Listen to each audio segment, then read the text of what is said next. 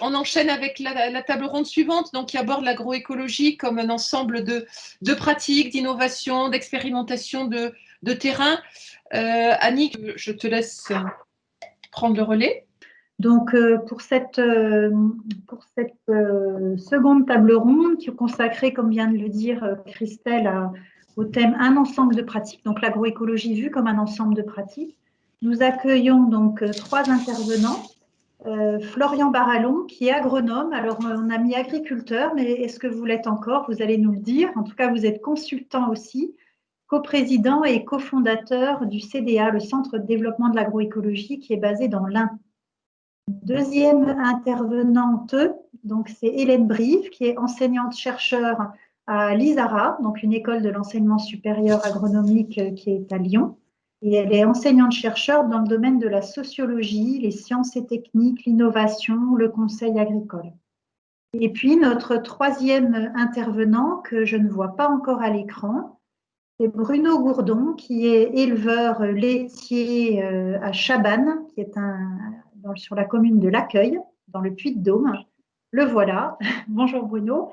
Et qui est président et cofondateur aussi, je pense, de l'association Éleveurs Autrement, dont il nous expliquera pourquoi il l'a créée et qu'est-ce qui s'y passe dans cette association. Voilà, donc Florian, je vous laisse céder la parole. Donc je me présente, je suis Florian Barallon, je suis président du Centre de développement de l'agroécologie, anciennement agriculteur, qu'on a créé en février 2013.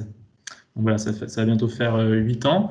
Donc on est situé à Bourg-en-Bresse et donc aujourd'hui, moi je m'occupe au CDA de la partie, on va dire, direction, consulting en arboriculture et formation en interne de l'équipe des salariés.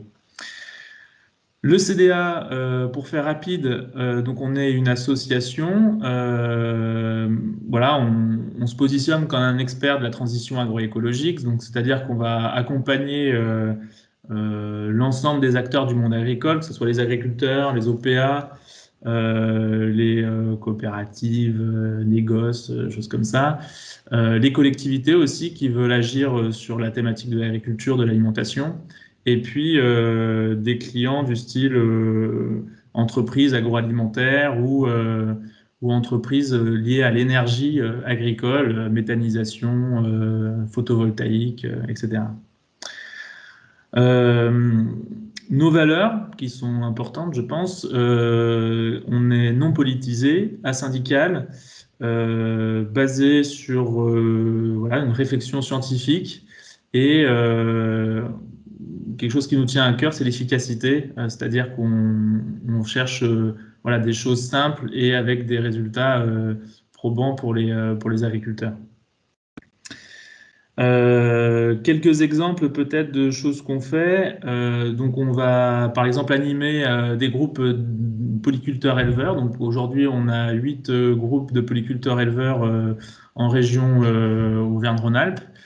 Des groupes de maraîchers, essentiellement sur le maraîchage sol vivant, des groupes là, que je suis en train de monter en arboriculture sud-ouest, sud-est et puis région lyonnaise. Voilà, donc des groupes d'agriculteurs qu'on va animer et accompagner dans cette transition agroécologique.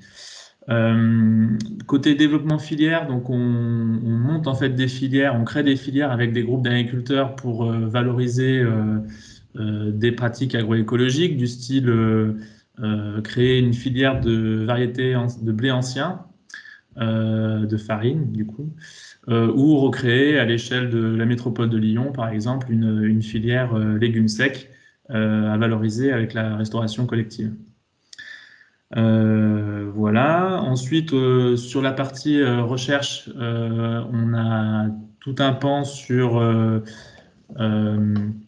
les couverts végétaux, les biointrants, donc plus sous forme de plateforme d'expérimentation. Et puis, on crée en fait, à chaque fois qu'on fait des groupes d'agriculteurs, on crée des réseaux en fait, d'expérimentation au sein de ces groupes pour les accompagner, pour qu'ils puissent chacun tester des modalités et que ça profite au groupe dans sa globalité.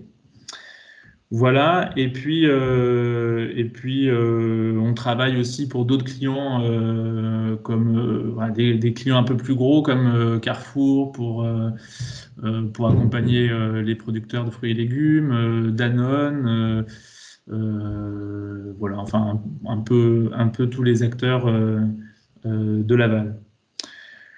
Voilà.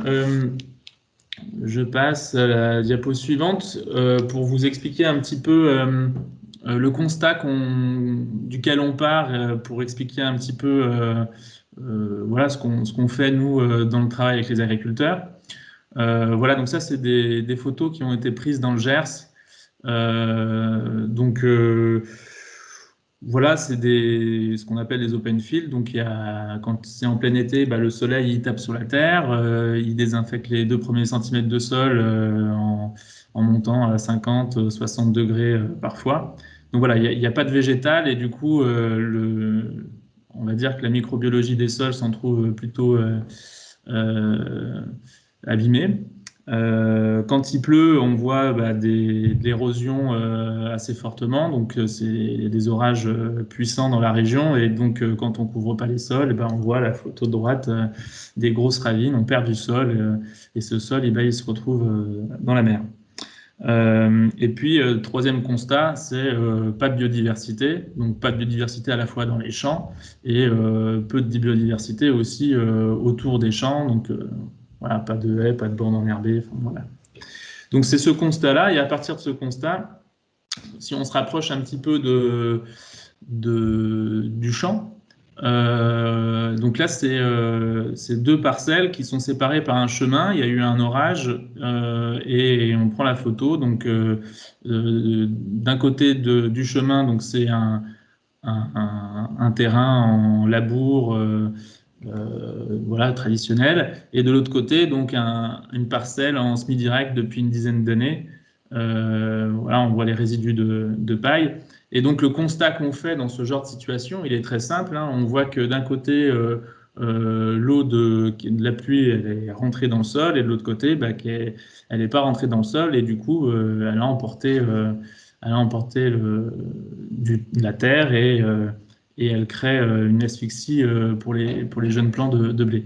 Donc voilà, et en fait, le simple fait de se dire quelles sont les différences entre ces 2 parcelles. D'un côté, on a du travail du sol, de l'autre côté, on n'a pas de travail du sol. D'un côté, on n'a pas de nourriture, et de l'autre côté, on a de la nourriture. Et la nourriture, c'est le couvert végétal qui se dégrade avec la vie du sol.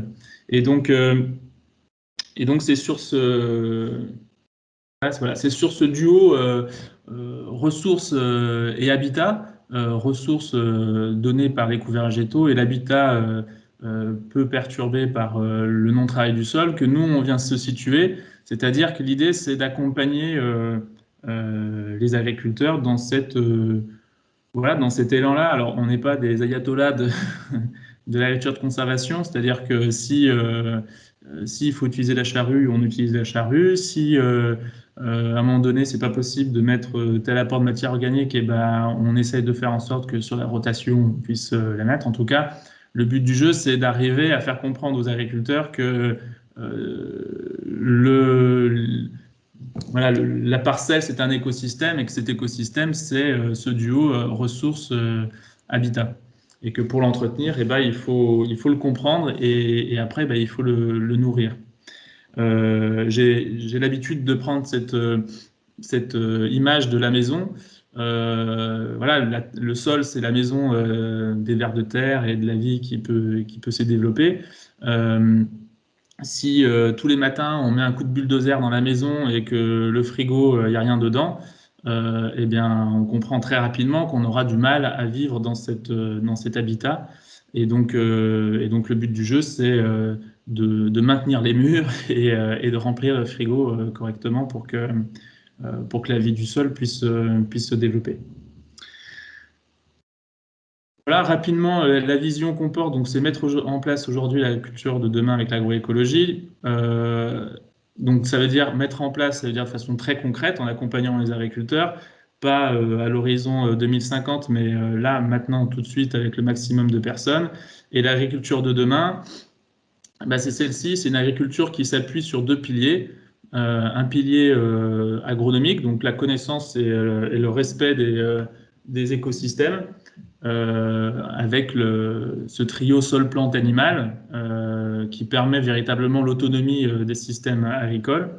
Le couple nutrition-santé, autrement dit, pour qu'une plante elle soit en bonne santé, faut qu'elle soit bien nourrie. Et du coup, le sol, qui est l'intestin de la plante, il faut qu'il soit en bonne forme. Et puis deux autres choses, la couverture permanente des sols et la production de biomasse. C'est-à-dire qu'on va produire le maximum de biomasse, en prélever le minimum, et du coup, le reste de biomasse il va au sol pour nourrir les sols. Et la partie technologie, on dit biotechnologie, puisqu'en fait, on s'appuie sur les couverts végétaux, qui sont une technologie biologique, et les biointrants, les champignons, les bactéries et autres intrants qu'on peut trouver dans les biointrants, qui permettent de sécuriser la transition entre un système conventionnel et le système agroécologique pur, on va dire. Voilà quelques exemples de systèmes qu'on développe. Donc vous avez en haut à gauche un semis de maïs dans un couvert de seigle veste. Et puis en haut à droite des couverts végétaux dans des vergers de pommiers vers Angers. Et en bas un semis de soja dans un couvert qui a été détruit. Voilà. Oui, j'aurais une question. Les changements de pratique en agroécologie, ça s'accompagne souvent et obligatoirement de changements de posture, de changements de relations entre acteurs aussi. Enfin, en tout cas, on le voit et on l'entend dire et vivre. Vous avez, vous, joué des rôles ou occupé des rôles successifs différents, étudiant en agroécologie, ensuite agriculteur, maintenant consultant. Vous êtes aussi un peu communicant puisque le Centre de développement de l'agroécologie organise aussi des séminaires, Cap Agroéco notamment. Quelle est votre vision? Comment vous avez pu vivre ces relations entre acteurs et ces changements de posture nécessaires de par ces rôles successifs que vous avez pu jouer? Oui. Eh bien, j'ai eu la chance, avant d'être agriculteur, d'être animateur technique dans les CIVAM, donc les centres d'initiative et de valorisation de l'agriculture et du milieu rural, donc qui est un mouvement créé dans les années 50 d'éducation populaire et donc qui était très en avance, enfin qui est toujours, j'imagine, très en avance sur l'accompagnement, les méthodes d'accompagnement au changement. Et donc c'est là en fait où je me suis sensibilisé et formé à cet accompagnement au changement. Et du coup, j'ai vraiment poussé au CDA pour que le changement de posture du conseiller devienne vraiment le facilitateur du changement plutôt que voilà, reste dans la position, on va dire, top-down de l'accompagnant, enfin du conseiller qu'on pouvait trouver il y a quelques années assez facilement. Donc voilà, j'ai vraiment poussé pour que la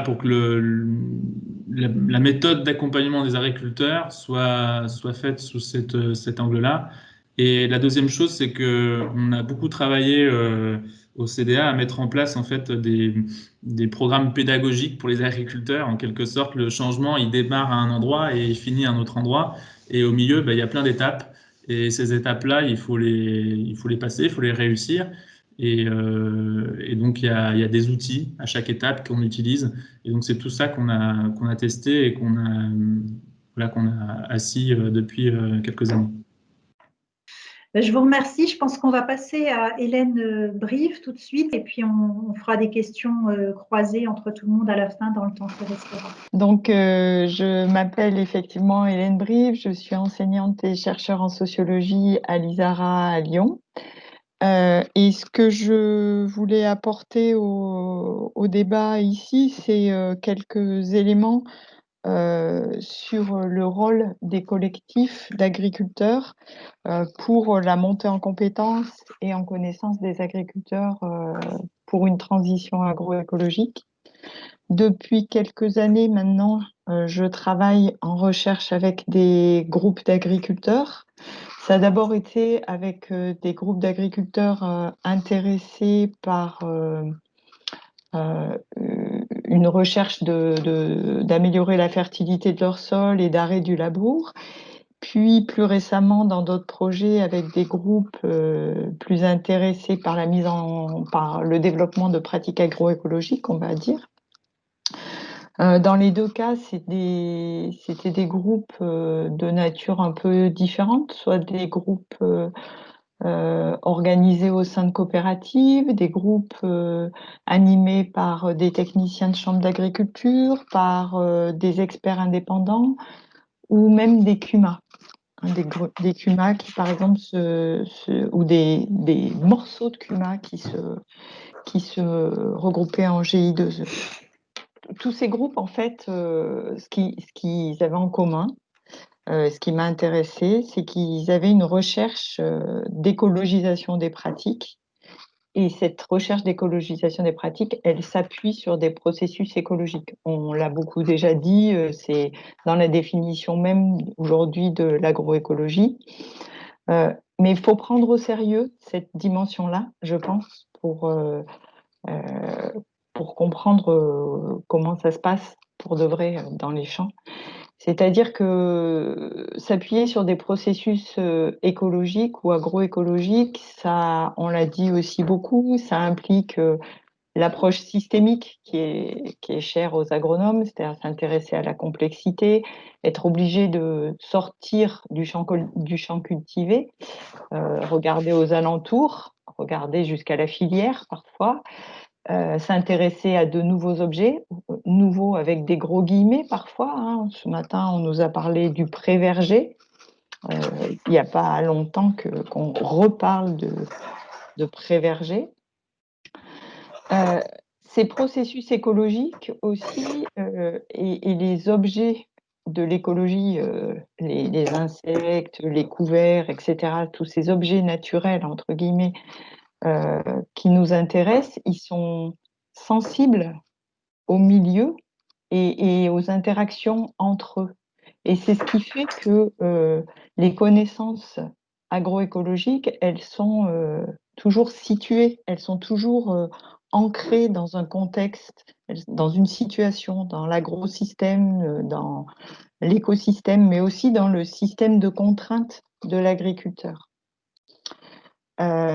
Ces processus écologiques, ou ces objets écologiques, ils ont aussi des comportements plus incertains, évidemment, que des produits de synthèse qu'on pouvait utiliser. Et tout ça fait que on n'a pas de solutions techniques simples, mais plutôt des solutions, des combinaisons de solutions partielles à mettre en œuvre.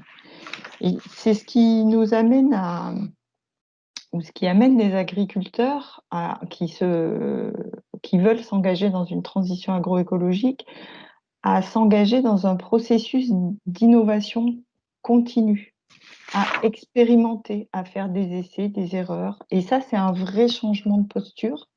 Et c'est là que le collectif, en fait, prend tout son sens et tout son intérêt, à mon avis. Parce que ces connaissances utiles pour l'action qui sont toujours situées, ça veut dire que chacun doit faire ses propres expériences. Et donc, le collectif, ça va permettre de partager des expériences qui sont à chaque fois situées.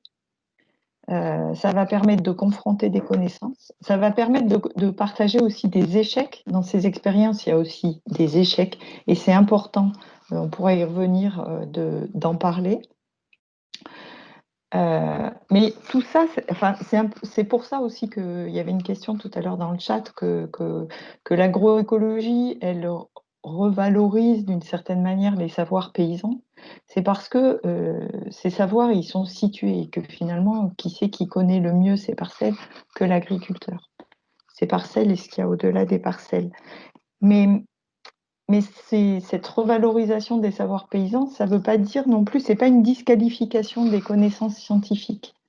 Parce que ce dont on s'aperçoit en collectif, quelque chose de très important aussi, c'est de systématiser un questionnement sur les processus écologiques, les processus de fonctionnement qui sont derrière les comportements observés. Et ça veut dire quand même un niveau de connaissance agronomique accru pour les agriculteurs, en fait. Cette transition agroécologique, elle amène aussi avec nos processus un peu incertains, elle amène à accepter ces incertitudes et donc accepter une part de risque. Et ça, tous les agriculteurs ne sont pas prêts pour plein de raisons, sont pas prêts de la même manière à accepter cette part de risque. Et là, le collectif peut jouer un rôle de réassurance quand on expérimente, quand on recherche, si d'autres l'ont déjà fait ou si on prend le risque à plusieurs. Et ce rôle d'assurance et de réassurance du collectif, c'est pas nouveau, hein. C'est aussi ce qui a permis la modernisation de l'agriculture. Donc, s'engager dans ce processus d'apprentissage permanent, parfois très nombreux agriculteurs ils disent « ça m'a fait devenir un peu chercheur ». Et ça, devenir un peu chercheur, pour certains, c'est un vrai regain d'intérêt. Ça a été dit par quelqu'un tout à l'heure, je ne sais plus qui, un vrai regain d'intérêt dans le métier, en fait. Et une vraie aussi, parfois, ça va jusqu'à une revalorisation de l'image du métier. Et du coup, on est plus à même d'en parler. Et ça, je pense que c'est un vrai enjeu aussi pour ne pas rester entre soi, qui a été mentionné aussi à un moment dans la journée. Être capable de parler de ces pratiques agroécologiques avec les difficultés qu'elles représentent aussi à des publics divers, pas seulement d'experts agricoles. Je voulais aussi partager avec vous une phrase que disait un conseiller de chambre, je crois, breton, qui me disait toujours « notre terre a bougé » et qui n'arrêtait pas de répéter cette phrase « notre terre a bougé ». Et il répétait ça parce que c'était significatif pour lui. Et moi, je trouve que c'est effectivement très, très signifiant à la fois, ce qu'il voulait dire, c'était que leur terre, c'était un groupe en agriculture de conservation, leur terre elle-même, la terre qui travaillait, avec laquelle ils étaient en interaction, elle avait évolué et du coup, ça les a menés, la structure avait évolué, du coup, ça les a menés à travailler différemment et en même temps, leur référence, le référentiel de leur métier, leur référentiel technique, y compris peut-être leurs objectifs stratégiques d'exploitants agricoles, avait été déstabilisé, avait été questionné. Et je pense que s'il y a un point clé pour moi à retenir du rôle des collectifs dans une transition agroécologique, c'est se laisser questionner par les autres dans le collectif et se laisser questionner aussi par ce qu'on observe, par notre terre, par les vers de terre, par notre culture, le couvert, la haie, les oiseaux, etc. C'est se laisser questionner et du coup, c'est ce qui permet d'innover et qui permet d'apprendre, en fait. Et pour ça, il faut des collectifs qui soient carrément bienveillants, parce que je le disais tout à l'heure, ça veut dire de se mettre en scène en tant qu'agriculteur, peut-être un peu plus que lorsqu'on est sur des pratiques conventionnelles, parce qu'on a essayé des choses et qu'on peut les montrer, et y compris quand on s'est planté. Et qu'on peut partager et qu'on peut apprendre ensemble sur ces processus d'essai-erreur. Et je pense que aujourd'hui, c'est vraiment ça qui m'intéresse, de voir comment dans ces collectifs, on peut établir, comment ces collectifs peuvent être de véritables espaces de discussion sur le travail et de discussion sur la qualité du travail. Parce qu'il y a toujours des controverses sur la qualité du travail. Je vois ça très très fort dans les CUMA, par exemple. Hein. Ceux qui font du travail de cochon, etc. Et qu'est-ce que ça veut dire de bien travailler quand on est dans une transition agroécologique? Et il semble que ça soit, comment dire, un regain, enfin, de technicité aussi. Hein. Donc, cette qualité du travail et ce que c'est que le bon travail, je pense que c'est aussi au cœur de ce qui peut être fait en collectif pour faciliter une transition agroécologique.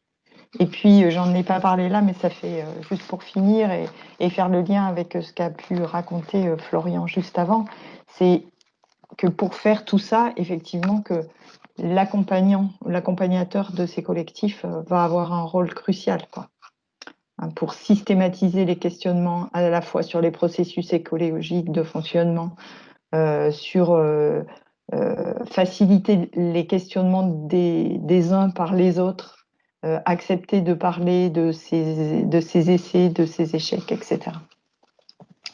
Voilà, donc ce sont des facilitateurs de tout ça. Voilà, je vous remercie. Merci Hélène. J'aurais une question. J'ai l'impression qu'au-delà des compétences agronomiques ou techniques, hein, dont vous venez de rappeler l'importance et puis le caractère très pointu finalement dans ces transitions agroécologiques, il y a aussi l'obligation de mobiliser ou la nécessité de mobiliser toutes sortes de compétences transversales, à la fois par les agriculteurs et peut-être aussi par ceux qui les accompagnent. Alors j'ai noté, je vous laisserai peut-être en rajouter justement, j'ai noté peut-être l'observation, l'écoute, l'humilité, vous avez cité la bienveillance, peut-être l'ouverture par rapport à des connaissances normées ou des comportements normés. Qu'est-ce que c'est qu'un bon travail? Est-ce que c'est vrai ce que je viens de dire? Est-ce que ça vous parle? Est-ce que vous en voyez d'autres?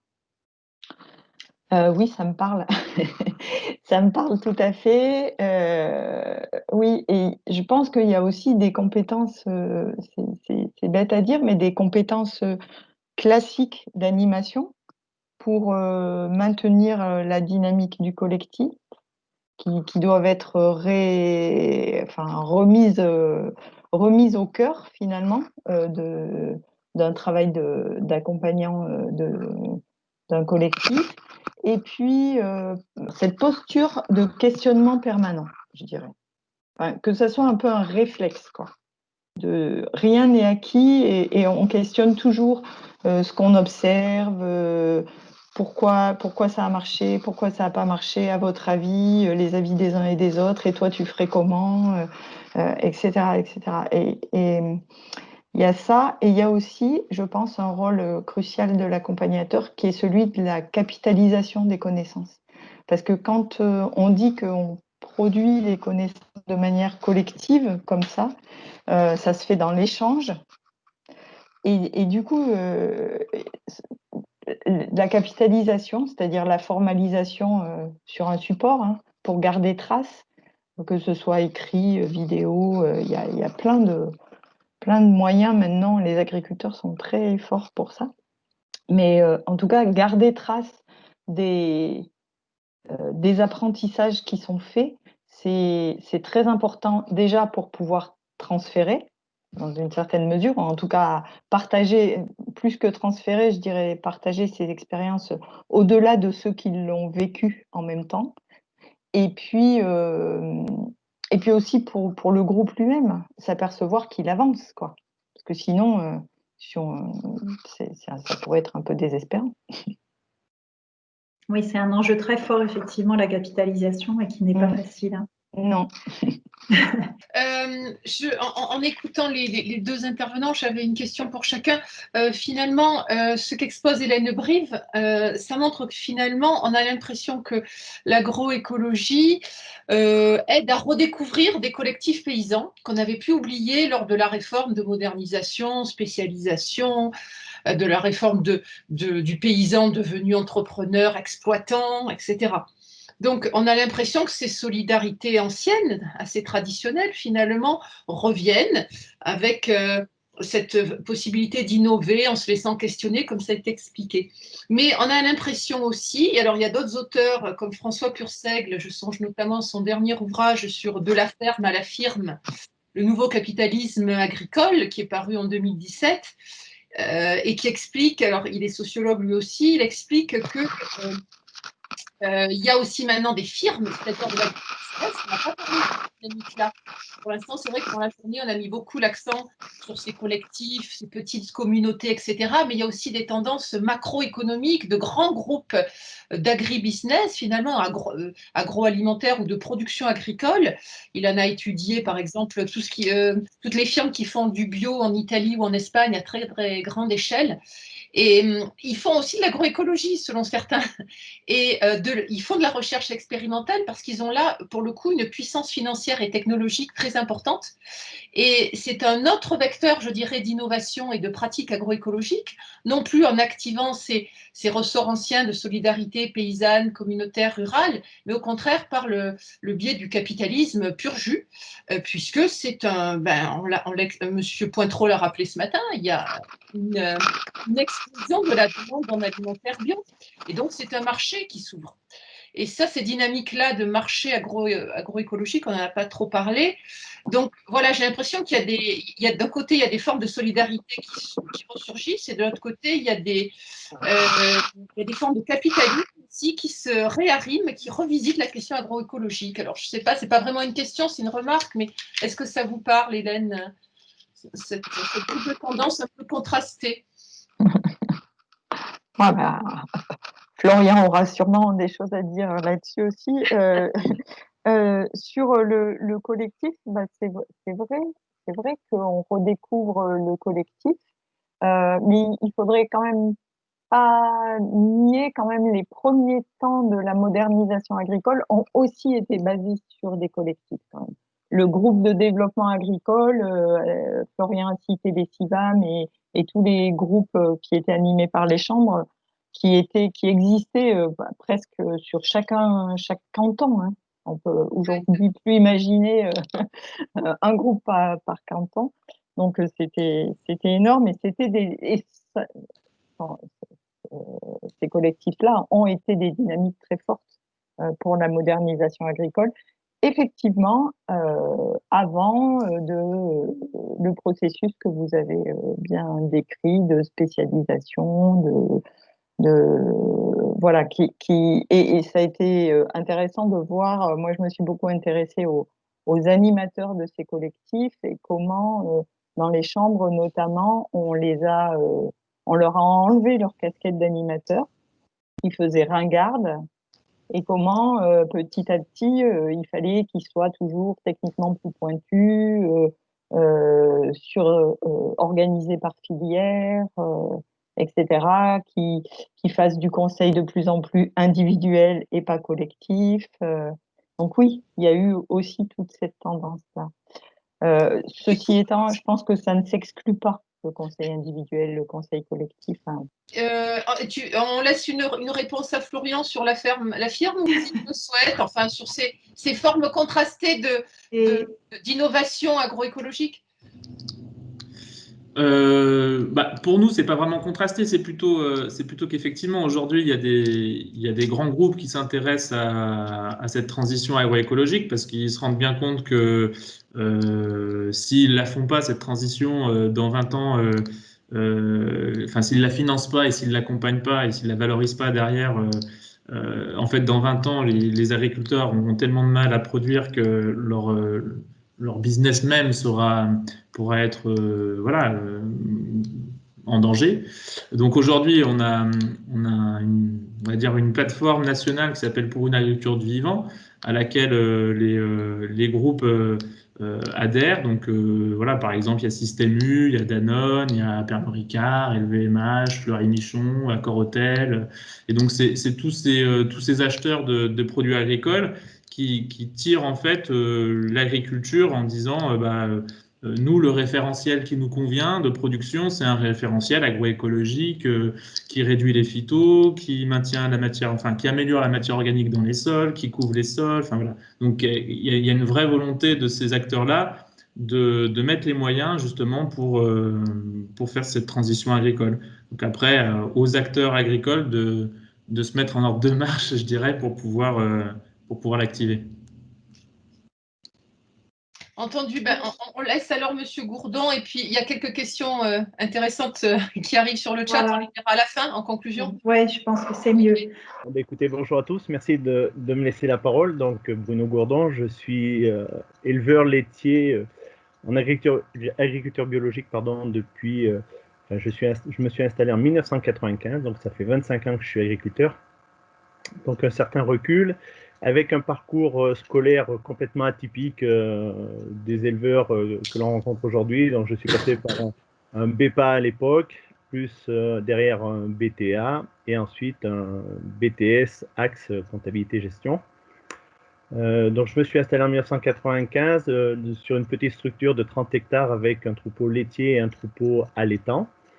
Et en 2000, j'avais la possibilité de transformer ce troupeau allaitant en troupeau laitier, ce que j'ai fait avec la construction d'une stabilisation que vous avez en face de vous. Et donc, en fait, là, je suis parti dans ce qu'on m'avait appris à l'école, c'est-à-dire produire.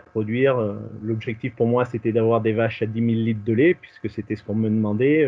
Petite structure, donc il fallait optimiser à tout prix. Et puis je ne savais faire que ça, honnêtement, parce qu'on ne m'avait pas appris différemment. Et puis jusqu'au jour où je me suis mangé un mur, en 2009, pour ceux qui s'en rappellent, quand il y a eu la grève du lait, où j'ai fait partie de ces gens qui ont pris leur lait dans leur temps pour aller l'écarter dans les champs, parce qu'à un moment donné, c'était plus vivable, plus viable. Alors certes, j'avais pas de dette, mais en fait, tout ce que je gagnais servait uniquement à payer les fournisseurs qui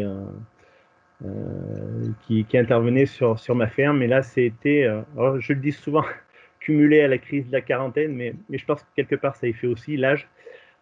Parce qu'à ce moment-là, je me suis dit, mais c'est pas possible, tu travailles que pour les autres et tu ne prends aucune décision sur ta ferme. Si j'avais un problème sur mon alimentation, je faisais appel à mon marchand d'aliments qui arrivait et qui me disait, bah ouais, il faut rééquilibrer, il faut acheter ça comme concentré, comme aliment. J'avais un problème de rendement sur mes parcelles, et ben on me disait, bah, il faut changer d'engrais, il faut mettre ça comme engrais. J'avais des vaches malades, et ben il fallait systématiquement appeler le vétérinaire, parce que la seule chose que j'étais capable de faire, c'était prendre la température, m'apercevoir que ma vache mangeait pas et restait couchée dans les logettes. Donc vous voyez, malgré quelques diplômes dévoué à s'installer, bah, je me suis aperçu que finalement je ne savais plus rien faire et je n'étais qu'un acteur dans ma ferme. Et donc cette crise du lait qui est arrivée en 2009 m'a fait prendre conscience que soit j'avais deux solutions, soit j'arrêtais le métier, ou soit je continuais le métier, mais si je le continuais, je voulais le continuer autrement. Et en fait, c'est de là que, suite à un consensus familial, puisque j'ai mis toute la famille autour, mon épouse et mes deux enfants, dont le plus jeune avait à l'époque 7 ans, et même à cet âge-là, on en a parlé. Et le but, c'était de dire, voilà, qu'est-ce qu'on fait, est-ce qu'on continue ou pas. Et donc, tout le monde a été d'accord pour dire, on continue. Et on voit ce que ça donne en changeant les techniques. En fait, à partir de ce jour-là, j'ai pris mon bâton de pèlerin, et puis je suis parti, j'ai parcouru une partie de la France pour essayer de chercher des formations qui étaient à l'époque dites alternatives, puisque on parlait comme ça. Et en fait, ben voilà, je me levais, pour vous donner un ordre d'idée, c'était le lever le matin à 3 h du matin, traire les vaches, 5 h du matin, prendre la voiture parce que j'avais fini le travail à la ferme, faire 150-200 bornes certaines fois, aller faire de la formation, passer une journée en formation, rentrer le soir, arriver à la ferme à 21 h, retraire les vaches, aller se coucher, en recommencer le lendemain matin. Voilà, et c'était un cycle comme ça qui a duré au moins 3 ans dans un premier temps, avec à peu près entre 200, 250, 300 heures de formation par an. Mais j'ai fait toutes sortes de formations parce que je ne savais vraiment pas où je mettais les pieds, et j'avais dans cette idée de passer en bio. Mais c'est là où je me suis rendu compte que j'avais un problème. Et ce problème, il était simple, c'était que quand vous avez fait une journée de boulot plus une journée de formation, quand vous rentrez le soir, vous êtes complètement épuisé, vous recommencez le lendemain, c'est la même chose. Et donc après, quand vous revenez 2 jours de formation, le 3e jour, vous le consacrez entièrement à votre ferme, vous avez énormément de travail en retard, et puisque vous avez appris, vous le mettez de côté en vous disant, quand j'en aurai besoin, je m'y mettrai. Et en fait, c'est là où je me suis aperçu qu'il y avait un gros manque, c'est que quand j'avais la problématique qui arrivait, je me disais, mais comment on m'a appris ça à la formation, comment il fallait faire, et là c'était le trou, et puis la peur de se retrouver seul devant ses animaux quand ils étaient malades, ou devant sa prairie pour prendre une décision.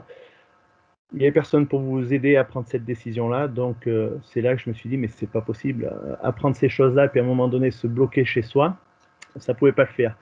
Et en fait, dans ces formations, je retrouvais souvent beaucoup d'éleveurs qui étaient un petit peu comme moi, qui recherchaient à travailler différemment. Et en fait, j'ai pris contact avec ces gens-là, et c'est là qu'on a commencé à créer un collectif qui à l'époque n'existait pas. Mais ce collectif, c'était le but, c'était de s'entraider entre les éleveurs. Des choses toutes simples. Vous voyez, c'est un exemple, une vache qui avait une vertèbre de coincée.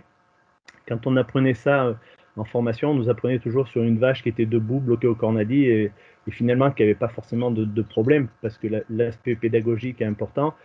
Et donc, quand la formation avait lieu chez un éleveur, l'éleveur présentait les vaches qu'il avait et qui n'étaient pas forcément malades. Mais quand vous arrivez chez vous et que ça vous arrive, souvent la vache est couchée par terre, et là vous retrouvez le bec dans l'eau en disant, mais comment on remet une vertèbre sur une vache couchée? Et donc de là, comme j'avais gardé le numéro du formateur, je rappelle le formateur, je dis, ouais, en formation, tu as oublié de nous expliquer comment on remettait une vertèbre sur une vache couchée. Et là, le formateur me dit, mais c'est la même chose que sur une vache debout. Donc, pour vous dire tout ça, ça reste anecdotique, mais ça reste une des problématiques des éleveurs qu'ils rencontrent souvent, c'est que face à un changement par rapport à ce que vous avez appris, une petite variation, vous vous bloquez. Et donc, ce collectif entre les éleveurs qu'on a trouvé ensemble par simplement amitié, à un moment donné, nous a permis et nous a surtout incité à s'entraider, à regarder un petit peu chacun ce que chacun faisait chez soi, comment il le faisait, quels étaient les résultats qu'il pouvait avoir ou pas. Et en fait, faire le tri dans toutes ces formations qui sont dites alternatives, parce que je ne suis pas sûr que toutes les formations soient bonnes ou toutes les méthodes soient bonnes, on va plutôt parler comme ça, mais il y a des méthodes qui ne sont pas forcément à la portée des éleveurs. Il y a des méthodes que je pense qu'il faut qu'elles restent professionnelles, même si elles sont dites alternatives, parce que pour des éleveurs, c'est compliqué. Sans faire de démagogie, mais si je prends un exemple sur les huiles essentielles, c'est quelque chose qui fonctionne très bien, sur lequel je ne contesterai pas les résultats, parce que ça marche bien. Mais pour un éleveur, c'est compliqué. Quand sur un animal, il faut revenir 6-7 fois par jour, et quand l'éleveur il fait ses récoltes de fourrage, et pour lui, c'est trop compliqué de revenir 6-7 fois. Donc, on sait que dans le temps, l'éleveur ne va pas tenir et va ressortir la piqûre d'antibiotiques ou d'anti-inflammatoires, parce que la contrainte sera trop forte pour cet éleveur-là. Donc, vous voyez, nous, ce qu'on a fait, c'est que ce collectif, et ensuite, on a créé cette association loi 1900 en 2015, qu'on a appelé Éleveurs Autrement. En fait, c'est un regroupé de toutes ces méthodes qui ont été acquises par ces éleveurs. Donc, au départ, on était 90 éleveurs dans cette association. Et en fait, c'est un savoir partagé, collectif, qu'on a mis en place, on a fait nos essais, on a mis en place tout ça, et aujourd'hui, on le transmet aux éleveurs. Et donc, juste sur le département du Puy-de-Dôme, on est un peu plus de 250 éleveurs, et puis on se déplace un petit peu sur toute la France, parce qu'on est demandé par des chambres d'agriculture, par des ADABio, par des CIVAM, etc., pour aller former des éleveurs dans notre département.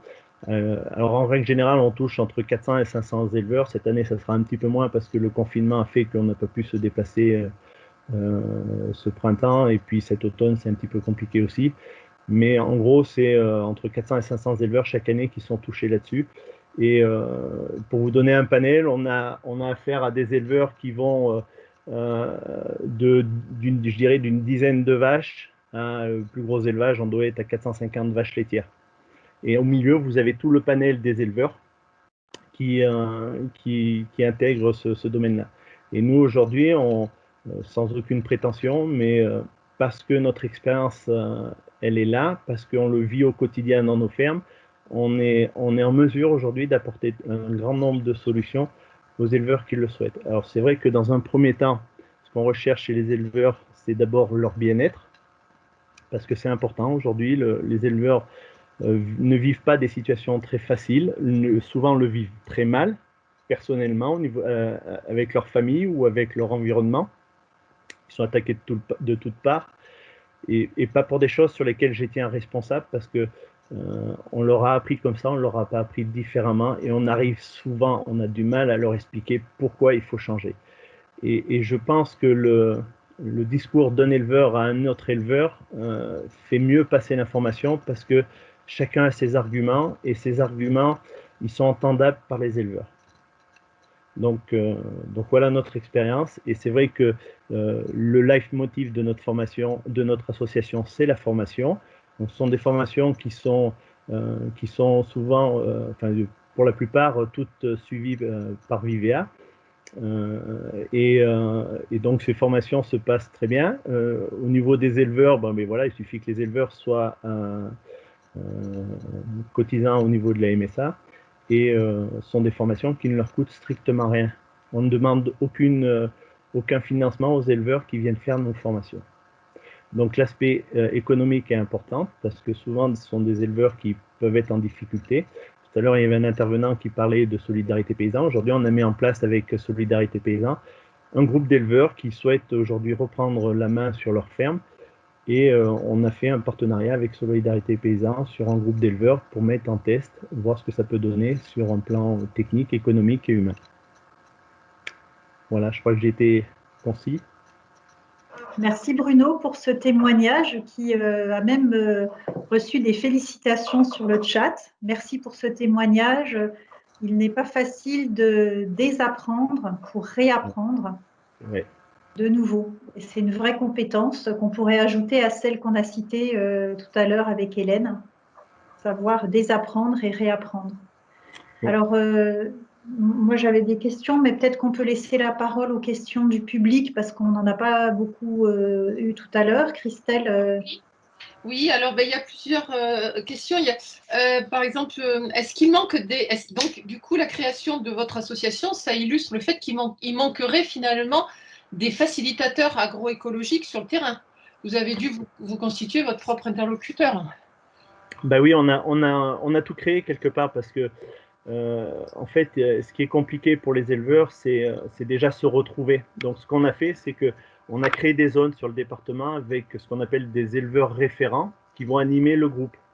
Et l'objectif de ces référents-là, c'est de regarder avec ce groupe d'éleveurs, donc généralement, c'est une quinzaine d'éleveurs sur le secteur, donc déjà, de voir comment ils ont pu mettre ces pratiques en place, comment ensemble, ils peuvent réfléchir à la mise en place de ces pratiques sur leur ferme. Et ensuite, nous, au niveau de l'association, donc on a 2 salariés au niveau de l'association qui accompagnent ces groupes, puisque c'est de l'échange à échange. Et leur objectif à ces formateurs-là, c'est pas de leur donner la solution, c'est de les aiguiller sur ce qu'ils doivent retrouver. C'est-à-dire pour éviter qu'ils s'égarent du chemin en disant « Attendez, là, vous n'êtes pas sur la bonne voie, revenez sur les fondamentaux et vous allez trouver la solution. » Parce que toujours amener la solution, je ne suis pas sûr que ce soit la solution, parce que c'est rentrer dans la facilité. Il faut que les éleveurs, à un moment donné, comprennent le fonctionnement du vivant, de leur ferme, quelles sont les interactions que l'on peut avoir entre le sol, les fourrages, l'alimentation, la santé et le bien-être de l'éleveur, et mettre tout ça dans la même bulle. Et à un moment donné, c'est si j'agis dans un coin de ma ferme, est-ce que j'ai une résonance à l'opposé? Et du coup, est-ce que ces collectifs comme ça, ces associations locales qui émergent, on a vu le CDA, on vient de voir Éleveurs Autrement, on a vu l'initiative de Mathieu Foudral, donc on a parlé de cet éparpillement des initiatives. Alors le versant positif, on pourrait dire, mais finalement c'est une forme d'émancipation, plus que même d'autonomisation, d'émancipation, de redécouverte du métier, de la fierté du métier d'agriculteur avec des acteurs qui prennent leur destin en main. Donc ça, c'est le côté, on pourrait dire, positif. Le côté négatif, on pourrait dire, mais finalement, ça rejoint la question que posait le public.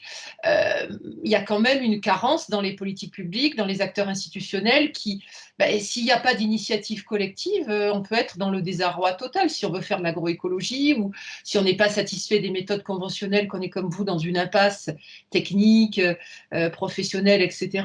Donc, on peut célébrer ces initiatives locales, en même temps, on peut regretter peut-être qu'il n'y ait pas quelque chose de plus structuré et de plus équitable selon les territoires, parce que ça dépend quand même du bon vouloir des gens.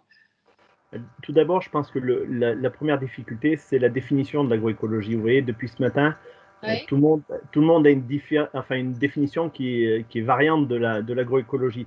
Donc, autant de variantes, autant de, j'allais presque dire, de collectifs ou d'initiatives derrière. Ouais. Donc, c'est déjà la première problématique. Je pense que si on veut quelque chose de cohérent, ça veut dire mettre en place une politique avec un objectif d'un modèle agricole que l'on souhaite. Aujourd'hui, il y a, au niveau politique, il n'y a aucune décision qui est prise sur un modèle agricole que l'on souhaite. Rien n'est posé. Donc aujourd'hui, on laisse la porte ouverte un peu à tout. Et qu'est-ce qui va être faisable à l'avenir, qui ne le sera pas? Je suis incapable de vous le dire. Mais je pense que c'est une grosse problématique. Enfin, malgré tout, je vous interromps. Monsieur Pointreau l'a rappelé, dans la loi d'orientation agricole, on a une définition officielle de ce qu'est l'agroécologie. On a quand même des préceptes qui sont… Regardez aujourd'hui tous les organismes qui utilisent le terme agroécologie, tout le monde y met tout et n'importe quoi dedans. Alors, du coup, ça me fait une transition tout à fait opportune avec une autre question du public. Est-ce qu'on peut démocratiser l'agroécologie sans faire de l'opportunisme, sans faire du greenwashing, sans galvauder, comme je disais ce matin, les valeurs sous-jacentes? Eh ben, je pense que le risque, il est là. Le risque, c'est de dire on fait une agriculture agroécologique en essayant de créer une agriculture parallèle à ce qui existe aujourd'hui. Je pense que ce serait une erreur. C'est-à-dire, aujourd'hui, je prends un exemple simple, celle de l'alimentation des animaux. Aujourd'hui, ou même de l'engrais, ça sera peut-être plus parlant. J'arrête les engrais chimiques parce que je suis en bio, mais d'un autre côté, j'achète des engrais biologiques. Et ce qui me fait peur dans cette histoire-là, c'est que j'ai peur qu'on crée quelque chose de parallèle à ce qui existe en conventionnel ou en règle générale. Et le risque, je pense honnêtement, il est là. Je reste persuadé que l'agriculture aujourd'hui ou les agriculteurs de demain devront vraiment être multicartes. D'abord, c'est le rôle, c'est l'essence même d'un éleveur, c'est de soigner ses animaux. Vous voyez, quand les anciens parlaient, ils disaient « je vais soigner mes animaux » quand ils parlaient de donner à manger. Vous voyez, la terminologie, le sens du mot était important. Je vais soigner mes animaux. C'est-à-dire qu'ils considéraient que l'alimentation, c'était déjà de leur ramener de la santé. Donc, ça veut dire que soit je fais de l'agroécologie et je reprends la main sur ma ferme, c'est-à-dire je reprends mes compétences à un moment donné, quelles sont les possibilités que j'ai au niveau de ma ferme et avec mes propres compétences individuelles, à mener ma ferme avec un maximum d'autonomie sur ma ferme. Il y avait une toute petite question aussi très pratique. Est-ce que les éleveurs sont remplacés quand ils sont en formation? Quand vous faites des formations pour éleveurs autrement, qu'est-ce qui se passe sur votre exploitation? Vous prenez du retard? Alors, ça dépend des fermes. Il y a des structures où vous avez plusieurs associés. Donc, souvent, quand un associé n'est pas là sur une journée, c'est les autres associés qui prennent le relais. Moi, à l'époque, j'étais pas en GAEC, parce que maintenant, je suis en GAEC avec mon épouse, mais à l'époque, j'étais seul. Et que quand vous avez des difficultés financières déjà à payer tout le monde, que vous n'arrivez pas à vous sortir de salaire, c'est compliqué de prendre le service de remplacement, même si à un moment donné, certaines formations, en particulier celles qui sont prises en charge par Vivea, vous donnent droit à un service de remplacement derrière. Mais voilà, moi à l'époque, c'était un petit peu compliqué et donc voilà, j'en ai pas bénéficié. Et du coup, maintenant, pour boucler la boucle avec vous, est-ce que vous avez l'impression que vous avez retrouvé, reconquis une confiance, une fierté du métier? Vous n'êtes plus dans ces impasses techniques, cet échappatoire par le collectif, par l'échange, par le surcroît de formation, cette montée en compétences. Enfin, les anglo-saxons parlent d'empowerment. Est-ce que voilà, votre vision du métier a changé?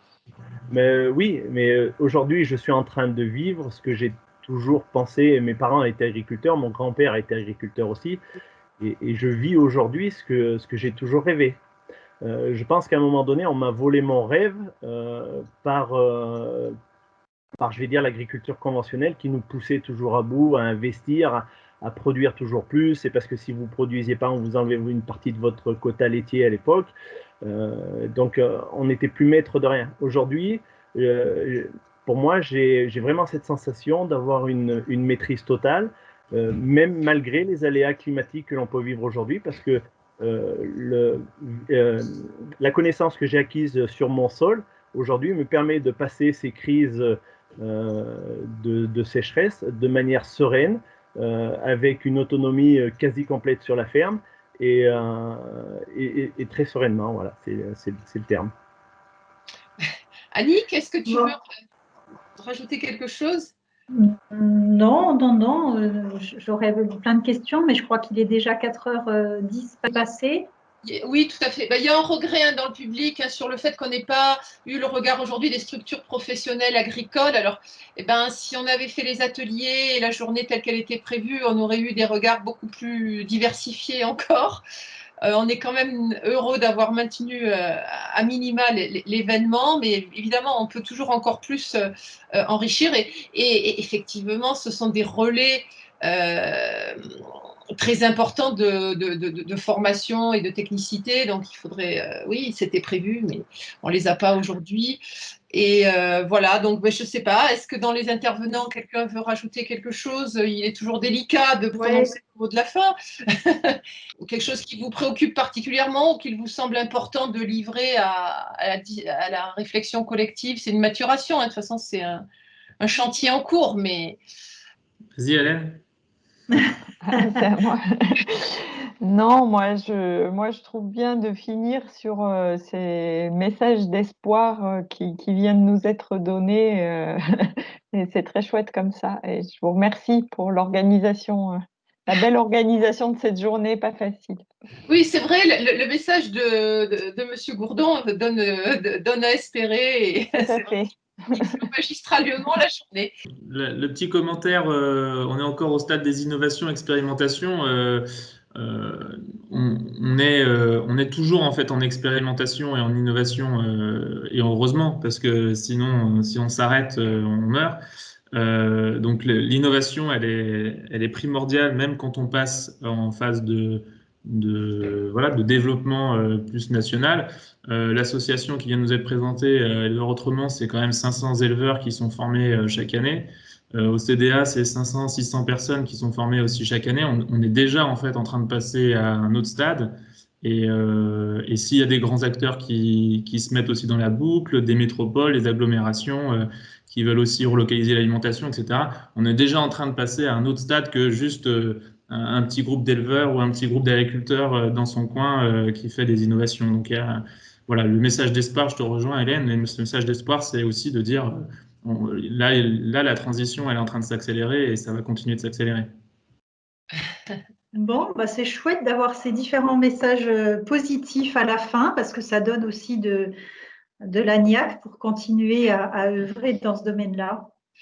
Et si tout va bien, on organise nos ateliers qui étaient, eux, plus centrés sur vraiment les innovations territoriales et les dynamiques territoriales, où on avait des partenaires, collectivités territoriales, parcs, enfin, on avait un panel encore plus diversifié d'intervenants. Si tout va bien, on se retrouve le 11 mars pour ces ateliers-là.